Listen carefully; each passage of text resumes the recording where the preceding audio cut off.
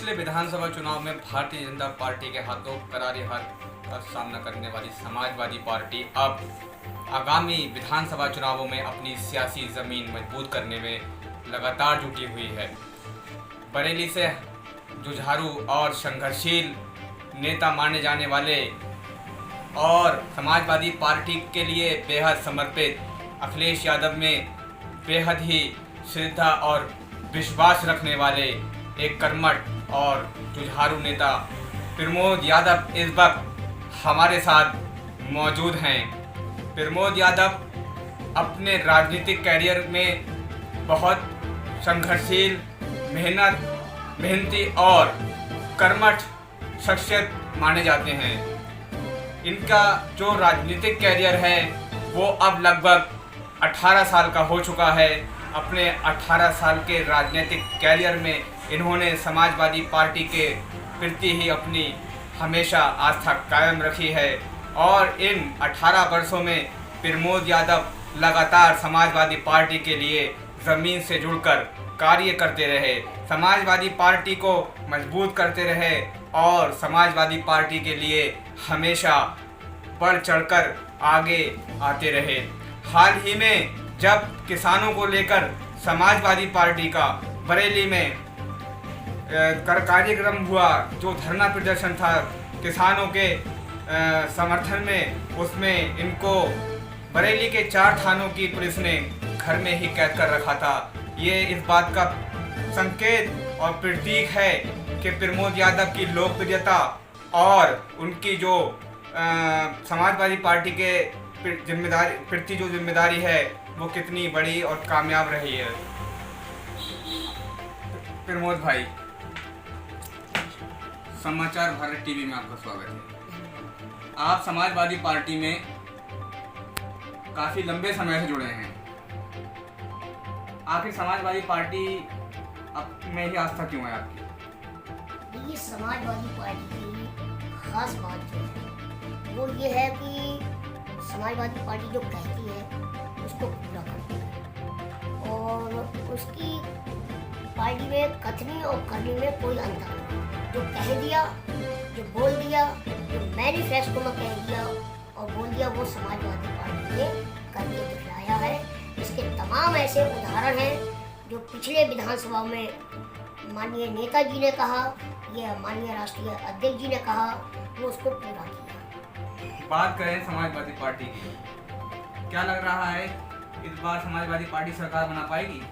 हम लोग पूर्ण बहुमत में सरकार में आ रहे हैं। जैसा कि राष्ट्रीय अध्यक्ष जी का भी कहना है कि हम लोग 351 सीटों के साथ में पूरे उत्तर प्रदेश में पूर्ण बहुमत में आएंगे और राष्ट्रीय अध्यक्ष जी के साथ साथ जो जनता है वो भी इस बात को स्वीकार कर रही है। मैं जगह जगह जाता हूँ, वहाँ हर व्यक्ति ये कह रहा है कि जी वकील साहब, इस बार सरकार जो है वो आपकी पूर्ण बहुमत में आ रही है और सरकार के आपको कोई रोकने वाला नहीं। अच्छा, आप बिथरी में हम देखते हैं कि लगातार बिथरी में बहुत घूमते हैं। बिथरी में घूमने की क्या वजह है, और जगह क्यों नहीं घूम रहे हैं?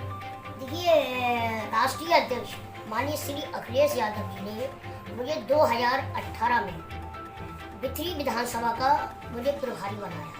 मैं उस हैसियत से पूरी बिथरी विधानसभा में लगातार घूम रहा हूँ और जनता के बीच जाकर उनसे संपर्क कर रहा हूँ और जो 2.5 साल हो गया लगभग, उनके आदेश का मैं अक्षरता पालन कर रहा हूँ। अच्छा, बात करें आपके सियासी कैरियर को लेकर, तो आपको अब तक समाजवादी पार्टी ने क्या क्या जिम्मेदारियां दी हैं आपके राजनीतिक कैरियर में? देखिए, जिम्मेदारी जो सबसे बड़ी महत्वपूर्ण जिम्मेदारी है वो मैं बिथरी विधानसभा का प्रभारी को मैं मानता हूँ।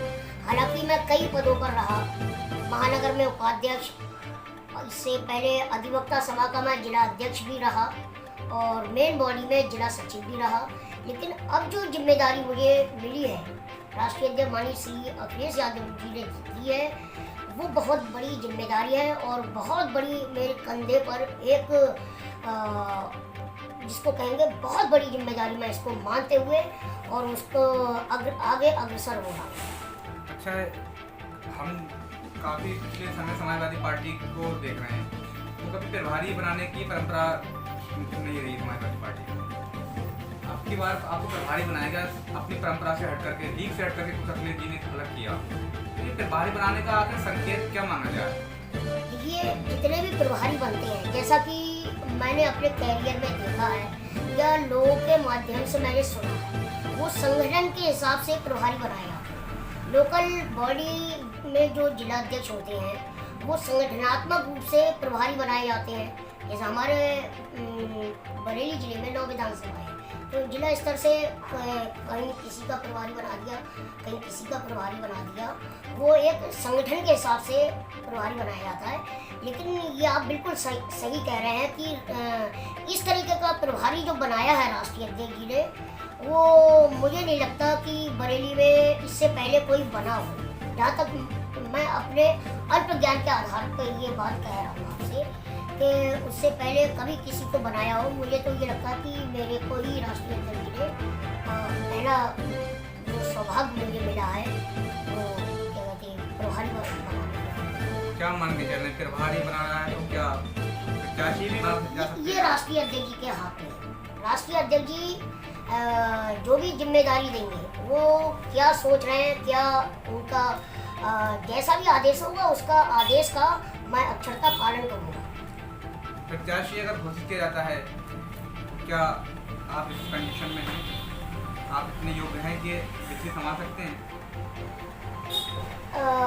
जब मैं अधिवक्ता सभा का जिलाध्यक्ष था, प्रारूप चाहे छोटा हो या प्रारूप बड़ा हो, कोई भी अगर मकान बनता है या कोई बिल्डिंग बनती है तो उसका एक नक्शा तैयार किया जाता है। उस नक्शे के आधार पर बड़ी से बड़ी बिल्डिंगें तैयार होती हैं। मुझे जब अधिवक्ता सभा का जिलाध्यक्ष बनाया गया था, अब अधिवक्ता सभा एक छोटी बिल्डिंग है और एक जिले का संगठन, जिले का अध्यक्ष एक बड़ा संगठन है। तो अधिवक्ता सभा की जो जिम्मेदारी दी थी, तो जितने भी 9 विधानसभा थे उसमें हमने 9 विधानसभाओं में जाकर वहाँ के एक एक व्यक्ति को वहाँ के विधानसभा प्रभारी बनाया। उन विधानसभाओं की मैंने कमेटी बनाई और एक मंडलीय सम्मेलन किया जिसमें मैं बदायूं भी गया, शाहजहांपुर गया और आके पीलीभीत गया। तो जब जिले का अधिवक्ता सभा का संगठन जब मैंने चलाया तो मुझसे कई लोगों ने कहा कि प्रमोद बघेल साहब, आपके अंदर वो क्षमता है, यानी कि जो आप छोटा करके आपने दिखला दिया, यानी कि आप बड़ा भी कर सकते हो। आपको जो जिम्मेदारी मिलेगी आपने बाखूबी उसको निभाया है। तो जिम्मेदारी से पीछे हटना, वो मैं जिम्मेदारी से पीछे नहीं हटता हूँ। मेरे ऊपर जितनी भी जिम्मेदारी दी जाती है मैं उसको निष्ठापूर्वक और लगन से, मेहनत से उसको करता हूँ।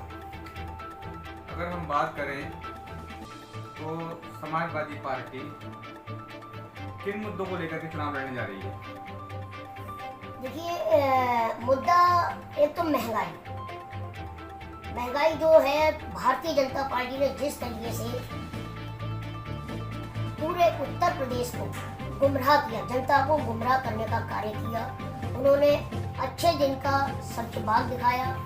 उन्होंने ये कहा कि समाजवादी पार्टी में गुंडागर्दी होती है, जबकि आज आप देख लीजिएगा, एक उदाहरण नहीं है, मेरे पास कई उदाहरण हैं, आपके पास भी कई उदाहरण होंगे।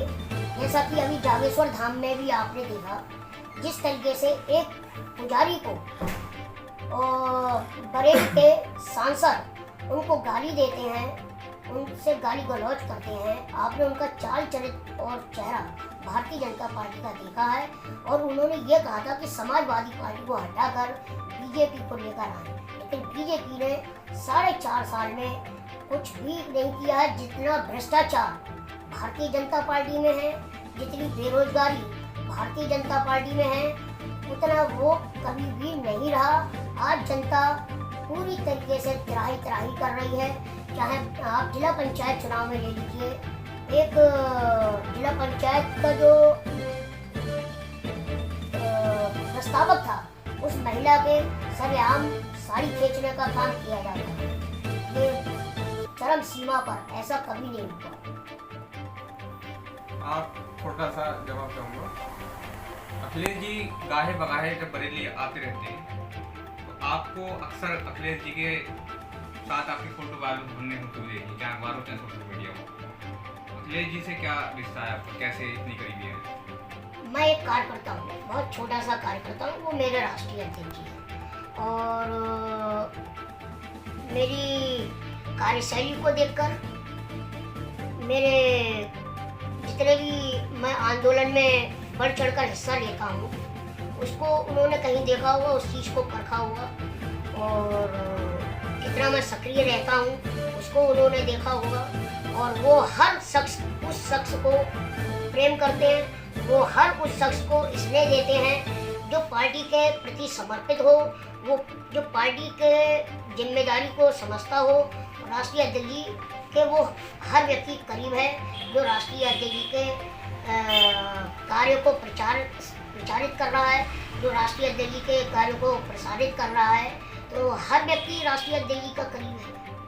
आपको जिस विधानसभा का प्रभारी बनाया गया 3 साल हो गए, उस विधानसभा में काफ़ी पिछड़ापन है अभी तक। मैं समझता हूँ जिले की सबसे पिछड़ी हुई विधानसभा क्षेत्र है वो। तो क्या लगता है, क्या उम्मीदें हैं, कुछ कर पाएंगे अगर आपको विश्वास जताती है समाजवादी पार्टी? देखिए, मैं अपनी बात नहीं कर रहा हूँ। इतना पिछड़ा इलाका आप जिस विधानसभा की कर रहे हैं वो विधानसभा को आप क्यों देख रहे हैं? आप पिछड़ा इलाका आप देखिए, पूरा उत्तर प्रदेश था, इसको राष्ट्रीय अध्यक्ष जी ने कितना उसको आगे लेकर गए, इतना विकास किया जितना भारतीय जनता पार्टी तो कल्पना में भी नहीं सोच सकती, वो कल्पना नहीं कर सकती। समाजवादी पार्टी ने पूरे उत्तर प्रदेश में, चाहे वो 100 नंबर गाड़ी हो, 108 हो, और आपके लैपटॉप 18 लाख लैपटॉप दिए छात्रों को, ई रिक्शा समाजवादी पार्टी ने बांटी, मेट्रो समाजवादी पार्टी ने दी। राष्ट्रीय अध्यक्ष फिर क्यों रिवाइव नहीं हो पाई सरकार आपकी?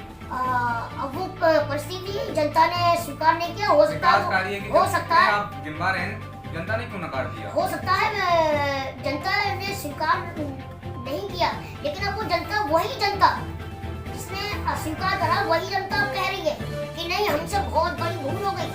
राष्ट्रीय अध्यक्ष अखिलेश यादव जी ने बहुत विकास करा और हमसे तो बहुत बड़ा हमें पछतावा हो रहा है, और समाजवादी पार्टी को हम फिर से लेकर आएंगे और फिर से माननीय अखिलेश यादव जी को मुख्यमंत्री बनाने का कार्य करेंगे, वही जनता कह रही है। आपको जब से बिथरी का प्रभारी बनाया गया अखिलेश जी द्वारा, तो बिथरी में आपने अब तक अपनी क्या भूमिका निभाई है? आपको जो बिथरी का जो प्रभारी बनाया गया था, अब तक उसको लेकर के क्या क्या आप कर चुके हैं? देखिए, बिथरी विधानसभा 2018 से और लगभग 2021 ये समाप्त होने वाली है। और बिथरी के मैं एक एक गांव जा रहा हूँ और एक एक व्यक्ति से मिल रहा हूँ। ज़मीनी स्तर पर मेरा वर्क है, जहाँ भी कहीं किसी को ज़रूरत होती है वो उसमें मैं बढ़ चढ़कर हिस्सा लेता हूँ। और कहीं भी अगर किसी को किसी प्रकार का कष्ट है उस कष्ट में पहुँचता हूँ, कहीं दुख है उसमें पहुँचता हूँ, और कहीं सुख है कहीं दुख है, हर जगह पहुँचता हूँ। कमेटी को जिम्मेदारी दी है, वो भी उस पर मेरा कार्य चल रहा है। विनोद भाई, आपकी पार्टी के एक कद्दावर नेता जो पूर्व कैबिनेट मंत्री भी हैं, आजम खान साहब, पिछले कई दिनों से वो जेल में हैं और कोरोना के शिकार हैं, पिछले करीब 3 महीने से। फिलहाल वो अस्पताल में हैं। विपक्ष काफ़ी आरोप भी लगाता रहता है कि समाजवादी पार्टी ने उनके लिए कुछ नहीं किया। आप जो है इस पर क्या कहेंगे और उनकी सेहत को लेकर के आप क्या कहेंगे? देखिए, विपक्ष का कार्य है आरोपित करना, आरोप लगाना। समाजवादी पार्टी के राष्ट्रीय अध्यक्ष माननीय श्री अखिलेश यादव जी के वो लगातार संपर्क में है। माननीय आजम खान साहब का परिवार उनके लगातार संपर्क में, राष्ट्रीय अध्यक्ष जी उनके परिवार के संपर्क में है। और मैं माननीय आजम खान साहब के लिए दुआ करूँगा ईश्वर से, खुदा से, अल्लाह से, भगवान से कि उन्हें शीघ्र से शीघ्र स्वास्थ्य लाभ प्रदान करें, वो शीघ्र से शीघ्र उन्हें स्वस्थ हों। मैं ईश्वर से यही प्रार्थना करता हूँ। और जो भी जिस तरीके से भारतीय जनता पार्टी ने उनको एक क्या कहते हैं साजिश के तहत छोटे छोटे मुकदमों के, ये कोई मुकदमे नहीं होते, बकरी चुराना या किताबें चुराना, ये जो जिस तरीके से भारतीय जनता पार्टी ने उनको उनको जेल भेजने का कार्य किया है। हालांकि ये न्यायपालिका के प्रस्तावित है, उसमें क्या है कि मैं चाहूँगा कि वो जल्दी से समाप्त हो और माननीय आजम खान साहब स्वस्थ हो और वो माननीय अखिलेश यादव जिंदाबाद, समाजवादी पार्टी जिंदाबाद, माननीय मुलायम सिंह यादव जी जिंदाबाद। तो ये थे हमारे साथ समाजवादी पार्टी के नेता और बिथरी के प्रभारी प्रमोद यादव जी। इनका साफ कहना है कि आने वाले चुनाव में अखिलेश यादव फिर देश के मुख्यमंत्री होंगे और समाजवादी पार्टी पूर्ण बहुमत की सरकार बनाने जा रही है। इनका भारतीय जनता पार्टी पर साफ कहना है कि भारतीय जनता पार्टी ने जनता को ठगने का काम किया है। उनको सियासी सब्ज़बाग दिखाकर बड़े बड़े वायदे और दावे करके सरकार बनाने का कार्य करने के बाद उनके साथ में धोखा कर जनता को ठगा है। इसके अलावा इनका साफ कहना है कि समाजवादी पार्टी का मैं एक समर्पित कार्यकर्ता हूं और जो भी राष्ट्रीय अध्यक्ष अखिलेश यादव और समाजवादी हाईकमान का निर्णय होगा इनके प्रति उस पर ये अक्षरता पालन करेंगे। इसी के साथ समाचार भारत टीवी से मैं अंतुमस सिद्दीकी, बरेली। चैनल को लाइक करें, शेयर करें और सब्सक्राइब करें।